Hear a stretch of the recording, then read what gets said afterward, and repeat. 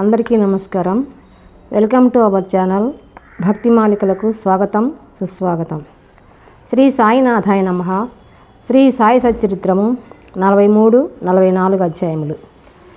బాబా సమాధి చెందుట, ముందుగా సన్నాహము, ఇటుకరాయి విరుగుట, 72 గంటల సమాధి, బాపు సాహెబ్ జోగు సన్యాసము, అమృతతుల్యమగు బాబా పలుకులు, నేననగా ఎవరు. 43 మరియు 44 అధ్యాయములు కూడా బాబా శరీర త్యాగం చేసిన కథనే వర్ణించినవి కనుక వాటిని ఒక చోట చేర్చట జరిగినది. ముందుగా సన్నాహము. హిందువులలో ఎవరైనాను మరణించుటకు సిద్ధముగా ఉన్నప్పుడు మత గ్రంథములు చదివి వినిపించుట సాధారణ ఆచారము. ఏలన ప్రపంచ విషయముల నుండి అతని మనస్సును మరలించి భగవద్ విషయములందు లీనమనర్చినచో అతడు పరమును సహజముగా సులభముగాను పొందును. పరీక్షన్ మహారాజు బ్రాహ్మణ ఋషి బాలునిచే శపింపబడి వారము రోజులలో చనిపోవటకు సిద్ధముగా ఉన్నప్పుడు గొప్ప యోగియగు శుకుడు భాగవత పురాణమును ఆ వారములో బోధించెను. ఈ అభ్యాసము ఇప్పటికీ అలవాటులో ఉన్నది. చనిపోవటకు సిద్ధముగా ఉన్న వారికి గీత, భాగవతము మొదలగు గ్రంథములు చదివి వినిపించెదరు. కానీ బాబా భగవంతుని అవతారమగుటచే వారికట్టిది అవసరము లేదు. కానీ బాబా ఇతరులకు ఆదర్శముగా ఉండుటకు ఈ అలవాటును పాటించిరి. త్వరలోనే దేహత్యాగము చేయనున్నామని తెలియగానే వారు వజే అను అతనిని పిలిచి రాజ విజయమును గ్రంథమును పారాయణ చేయమనిరి. అతడు వారములో గ్రంథమును ఒకసారి పఠించెను. తిరిగి దానిని చదువుమని బాబా ఆజ్ఞాపింపగా అతడు రాత్రింబవళ్ళు దానిని చదివి 3 దినములలో 2వ పారాయణము పూర్తి చేసెను. ఈ విధముగా 11 దినములు గడిచెను. అతడు తిరిగి 3 రోజులు చదివి అలసిపోయెను. బాబా అతనికి సెలవిచ్చి పొమ్మనెను. బాబా నెమ్మదిగా ఉండి ఆత్మానుసంధానములో మునిగి చివరి క్షణమునకై ఎదురుచూచుచుండిరి. 2-3 దినములు ముందు నుండి బాబా గ్రామము బయటకు పోవుట, భిక్షాటనము చేయుట మొదలగునవి మాని మసీదులో కూర్చుండిరి.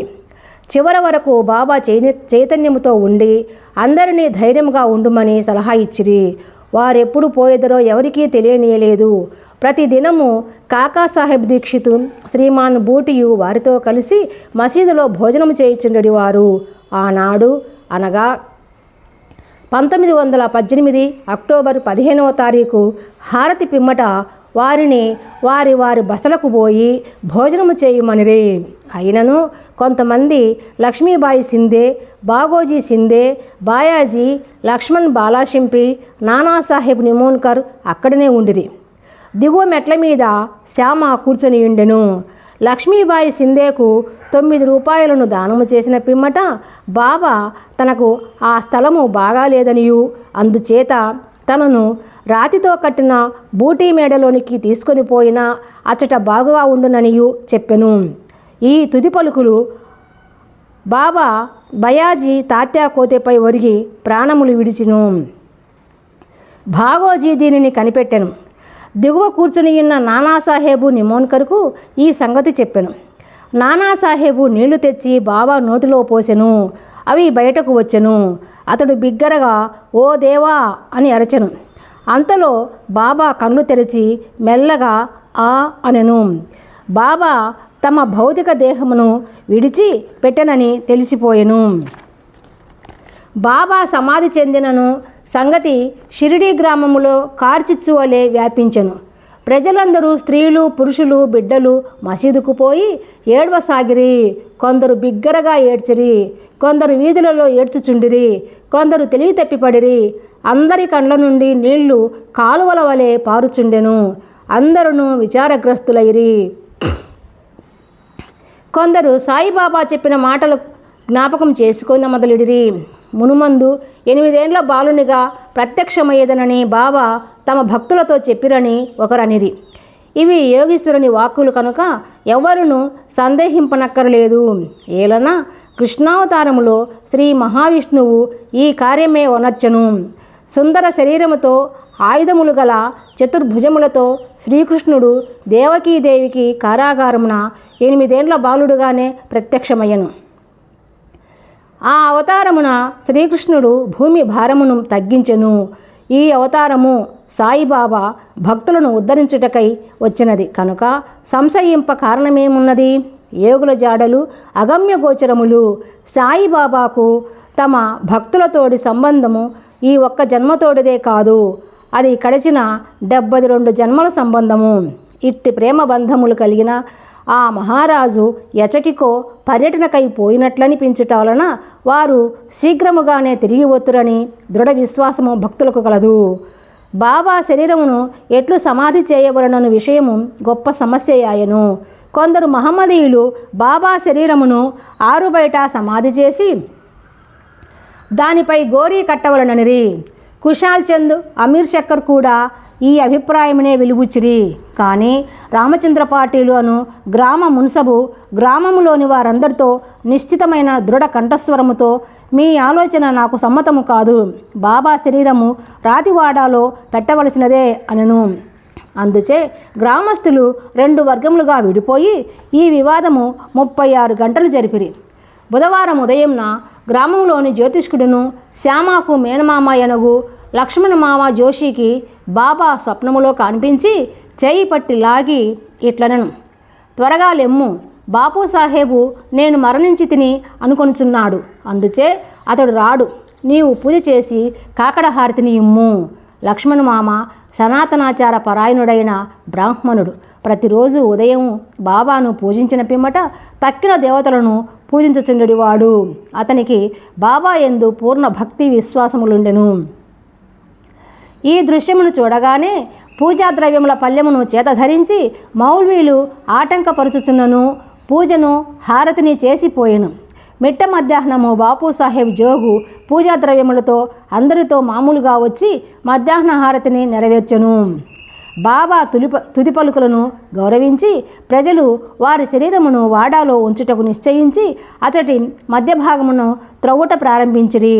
మంగళవారం సాయంకాలము రహతా నుండి సబ్ ఇన్స్పెక్టర్ వచ్చెను. ఇతరులు తక్కిన స్థలముల నుండి వచ్చిరి. అందరూ దానిని ఆమోదించిరి.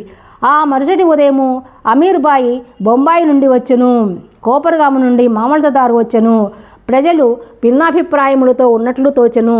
కొందరు బాబా శరీరమును బయటనే సమాధి చేయవలనని పట్టుబట్టిరి. కనుక మామల్తదారు ఎన్నిక ద్వారా నిశ్చయించవలనని అనుకునెను. వాడాను ఉపయోగించుటకు 2 రెట్ల కంటే ఎక్కువ ఓట్లు వచ్చెను. అయినప్పటికీ జిల్లా కలెక్టర్తో సంప్రదించవలనని అతడు అనెను. కనుక కాకాసాహెబ్ దీక్షిత్ అహ్మద్నగర్ పోవుటకు సిద్ధపడను. ఈ లోపల బాబా ప్రేరేపణ వల్ల రెండవ పార్టీ యొక్క మనస్సు మారెను. అందరూ ఏకగ్రీవంగా బాబాను వాడాలో సమాధి చేయుటకు అంగీకరించిరి. బుధవారము సాయంకాలము బాబా శరీరమును ఉత్సవముతో వాడాకు తీసుకొని పోయిరి. మురళీధరుని కొరకు కట్టిన చోట శాస్త్రోక్తముగా సమాధి చేసిరి. యథార్థముగా బాబాయే మురళీధరుడు. వాడ దేవాలయమయ్యను. అది ఒక పూజా మందిరము ఆయను. అనేక మంది భక్తుల చెట్టుకు పోయి శాంతి సౌఖ్యములు పొందుచుండిరి. ఉత్తర క్రియలు బాలాసాహెబ్ బాటే ఉపాసనీ బాబా నెరవేర్చిరి. ఉపాసనీ బాబా బాబాకు గొప్ప భక్తుడు. ఈ సందర్భంలో ఒక విషయం గమనించవలెను. ప్రొఫెసర్ నార్కే కథనము ప్రకారము బాబా శరీరము 36 గంటలు గాలి పట్టినప్పటికీ అది బిగిసిపోలేదు. అవయవములన్నీ సాగుచుండెను. బాబా కఫని చింపకుండా సులభముగా తీయగలిగిరి. ఇటుకరాయి విరుగుట. బాబా భౌతిక శరీరమును విడుచుటకు కొన్ని దినముల ముందు ఒక దుశ్శకునమయ్యెను. మసీదులో ఒక పాత ఇటుక ఉండెను. బాబా దానిపై చేయి వేసి ఆనుకొని కూర్చుండువారు. రాత్రులందు దానిపై ఆనుకొని ఆసనస్తులగుచుండిరి. అనేక సంవత్సరములు ఇట్లు గడిచెను. ఒకనాడు బాబా మసీదులో లేనప్పుడు ఒక బాలుడు మసీదును శుభ్రపరచుచు దానిని చేతో పట్టుకొని ఉండగా అది చేతి నుండి జారి క్రిందపడి 2 ముక్కలాయెను. ఈ సంగతి బాబాకు తెలియగానే వారు మిగుల చింతించి ఇట్లు ఏడ్చిరి.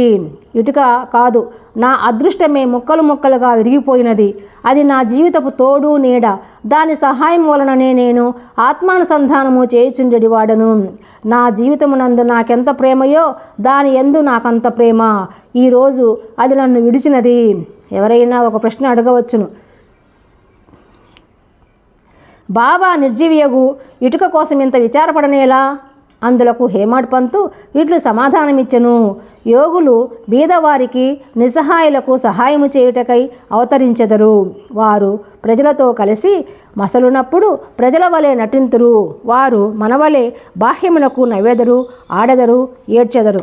కానీ లోపల వారు శుద్ధ చైతన్యులై వారి కర్తవ్య విధులను ఎరుగుదురు. 72 గంటల సమాధి.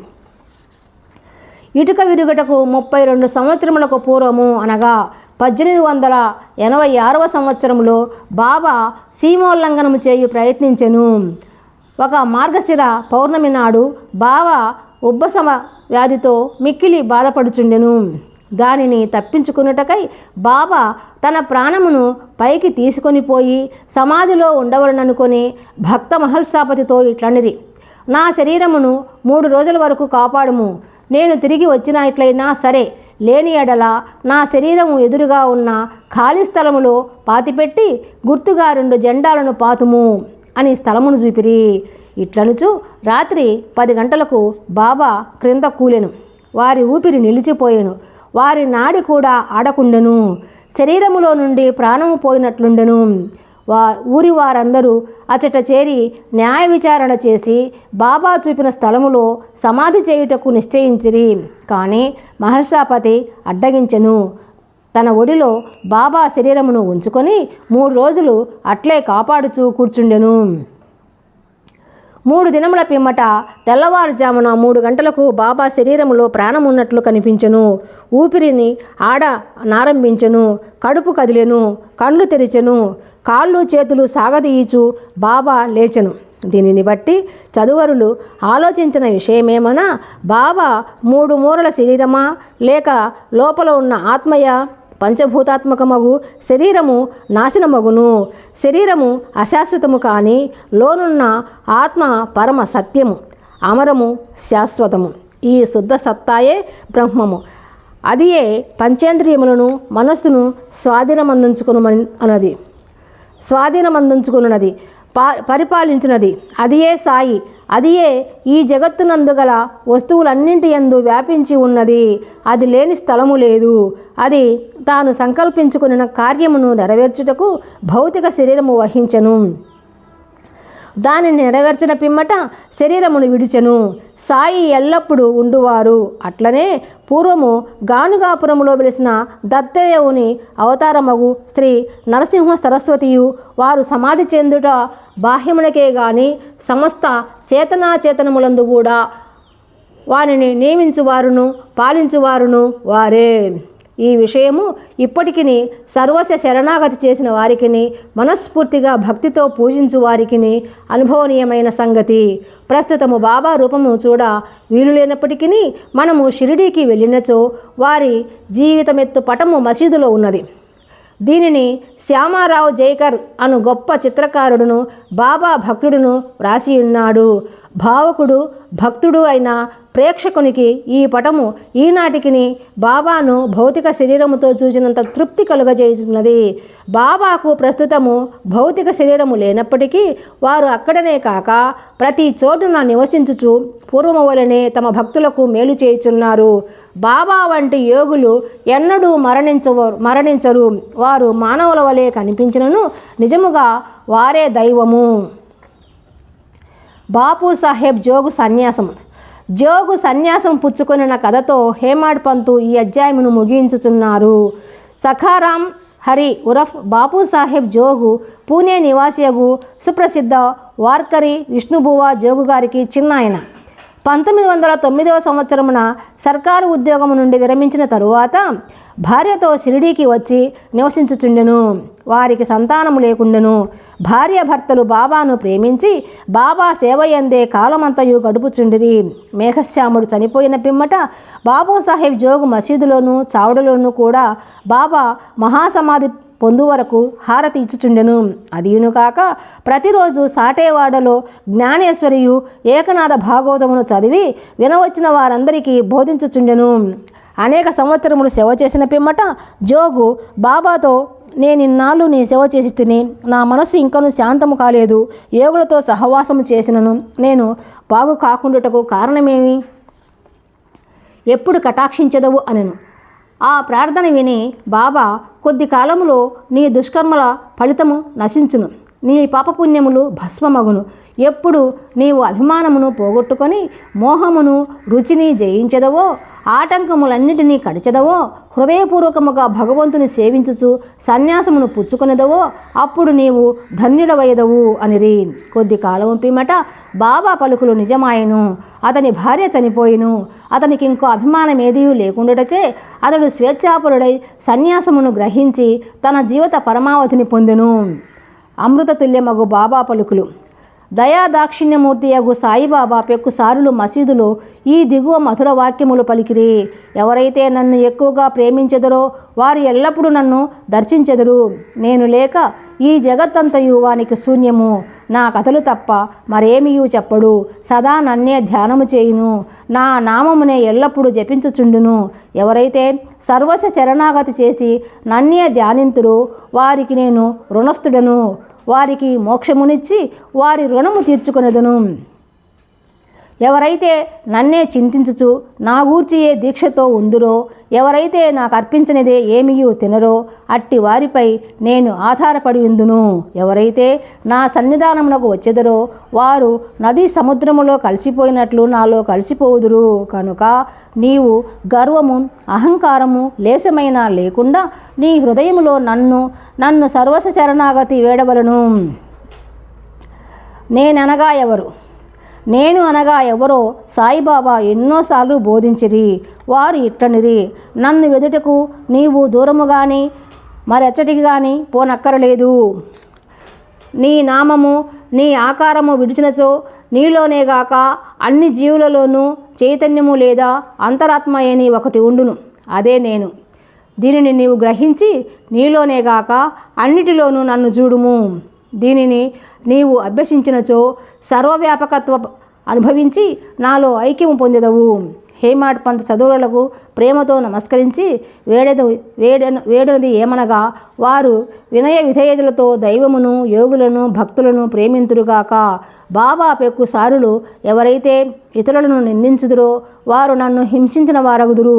ఎవరైతే బాధలను అనుభవించెదరో ఓర్చుకొందురో వారు నాకు ప్రీతి కూర్చెదరు అని చెప్పిరి. బాబా సర్వ సమస్త జీవ సముదాయములలో ఐక్యమై ఉన్నారు. భక్తులకు నలుప్రక్కల నుంచి సహాయపడెదరు. సర్వజీవులను ప్రేమించుట తప్ప వారు మరేమియూ కోరరు. ఇట్టి శుభమైన పరిశుభ్రమైన అమృతము వారి పెదవుల నుండి స్రవించుచుండెను. హేమాడ్ పంతు ఇట్లు ముగించుచున్నారు. ఎవరు బాబా కీర్తిని ప్రేమతో పాడెదరో, ఎవరు దానిని భక్తితో వినెదరో ఉభయులను సాయిలో ఐక్యమగుదురు. 43, 44 అధ్యాయములు సంపూర్ణము. సద్గురు శ్రీ సాయినాథర్పణమస్తు. శుభం భవతు. ఈ వీడియో మీకు నచ్చినట్లయితే లైక్ చేయండి, షేర్ చేయండి, సబ్స్క్రైబ్ చేసుకోండి. మీ అభిప్రాయాలను కామెంట్ రూపంలో తెలియజేయండి ప్లీజ్.